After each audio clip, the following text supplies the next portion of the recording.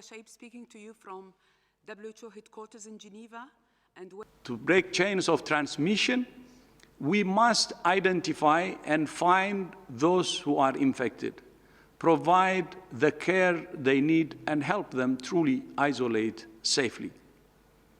We are in a race to prevent infections, bring cases down, protect health systems, and save lives, while rolling out highly effective and safe vaccines to high-risk populations. This is not easy. These are the hard miles we must tread together. But if we act together, we can win both races and get ahead of the virus, while also limiting the opportunity for the virus to mutate further and threaten the health tools we currently have. Director General, access to medicines and health products. 1 year on from WHO issuing its first disease outbreak news report about this virus, more than 30 countries have started vaccinating their high-risk populations with various COVID-19 vaccines. The scientific community has set a new standard for vaccine development.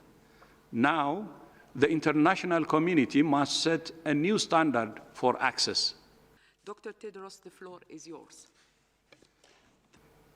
We owe it morally to health workers everywhere who have been fighting this pandemic around the clock for the best part of a year, to vaccinate them all as soon as possible. People must come first over short-term profits. It's in countries' self-interest to shun vaccine nationalism.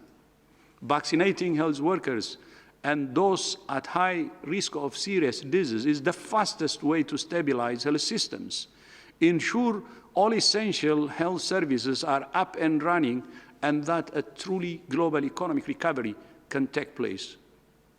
Group of experts on immunization. And today we met to look into the approval of the WHO emergency use listing of the Pfizer-BioNTech mRNA COVID-19 vaccine. A single dose compromise protection and on the ethical. And in this sense, in general, for the use of this vaccine, we do recommend that we use 2 doses with a space interval of 21 to 28 days. However, a country might need to use the vaccine in a different way for many different reasons, and that is something that competes then to a local decision, which goes beyond the recommendations that we're able to make at this moment. To make sort of allowance for this extended dosing regimen? Because there is no recommending body, there is no entirety of the evidence that tells us the clear and full answer to these policy questions. And this is the nature of policy making, is that we must make recommendations based on imperfect data.